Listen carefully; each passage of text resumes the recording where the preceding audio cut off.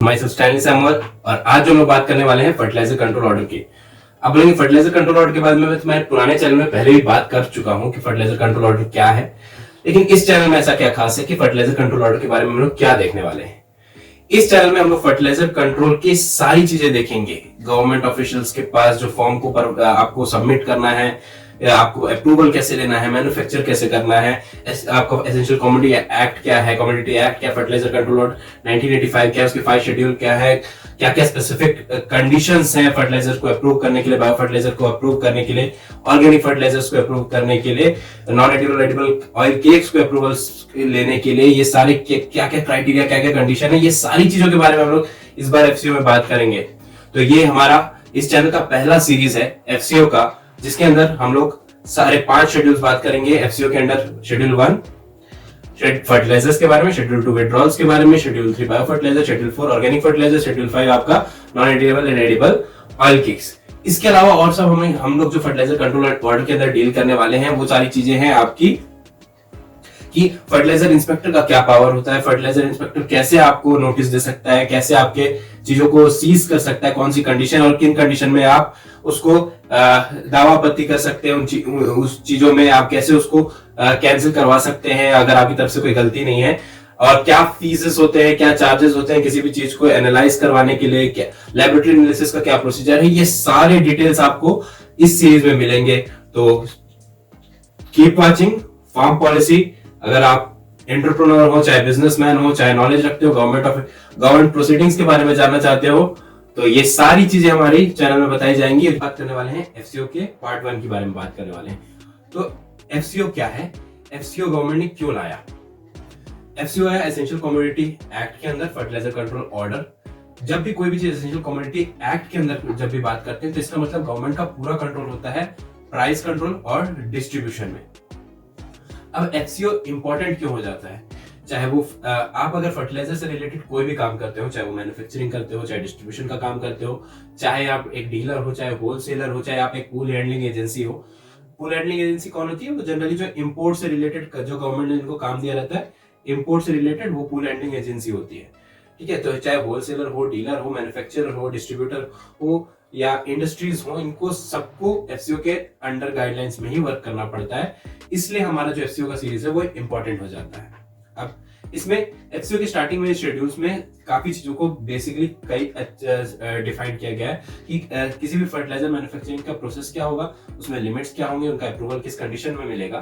तो इन सारी चीजों के लिए इंपॉर्टेंट हो जाता है, और आपके लिए इसलिए इंपॉर्टेंट होता है कि अगर आप इन किसी भी फील्ड से रिलेटेड हो, चाहे मैन्युफैक्चरिंग हो, चाहे सेलर हो, चाहे डीलर हो, ठीक है, तो इन सारे कंडीशन में क्या होता है। इसमें कुछ अथॉरिटीज होती हैं जिससे जो फंक्शनिंग करती हैं। पहला तो कंट्रोलर फर्टिलाइजर।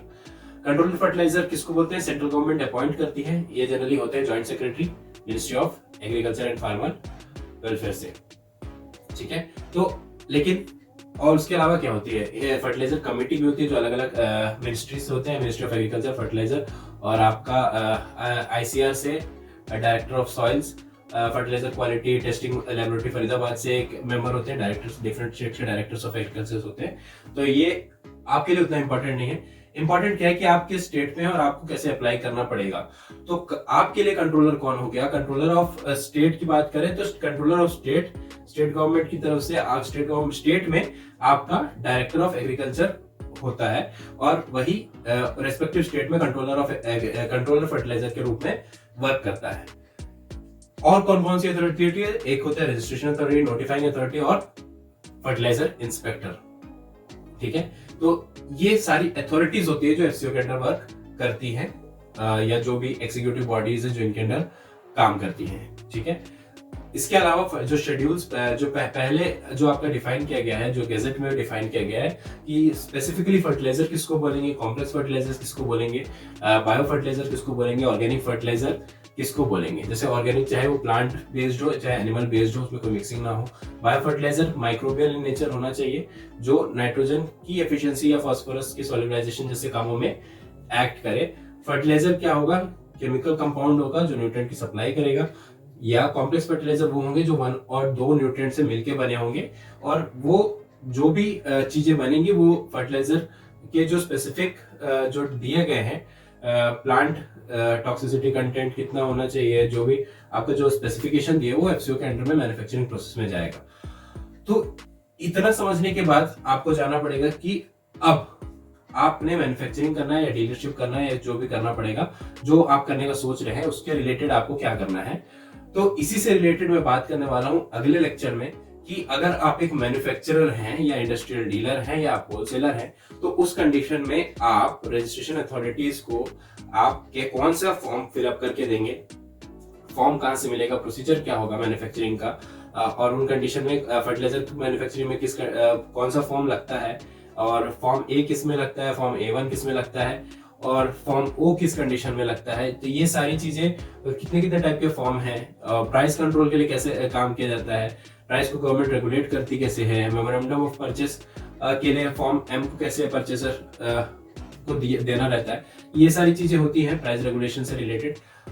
स्टॉक्स को कैसे शो करना रहता है, तो ये सारी चीजें जो आती है वो एफसीओ के अंडर आती हैं। कितनी क्वांटिटी से ऊपर जाने पे ऑर्गेनिक फर्टिलाइजर में आपको सेलिंग के लिए आपको परमिशन की जरूरत है, और कितने से नीचे में कोई परमिशन की जरूरत नहीं है, ये सारी चीजें आपके एफसीओ के अंडर आएगी और ये सारी चीजें हम लोग डील करने वाले हैं। स्टार्टिंग करेंगे पहला पार्ट से, जो भी है उसमें हम लोग डील करेंगे कि फर्टिलाइजर कैसे मैन्युफैक्चर किया जाए, उस कंडीशन में कौन सा फॉर्म आप प्रोड्यूस करेंगे, और आपको अप्रूवल किस किस कंडीशन में मिलेगा, और क्या क्या चीजों को फॉलो करना पड़ेगा। स्पेशल मिक्सचर है तो क्या करना पड़ेगा, फर्टिलाइजर का जनरल मिक्सचर है तो क्या करना पड़ेगा, तो कौन सी गाइडलाइंस को फॉलो करके आपको फर्टिलाइजर मैन्युफैक्चर करना पड़ेगा या डीलरशिप करना पड़ेगा, ये सारे नेक्स्ट लेक्चर में। तो कीप वाचिंग फार्म।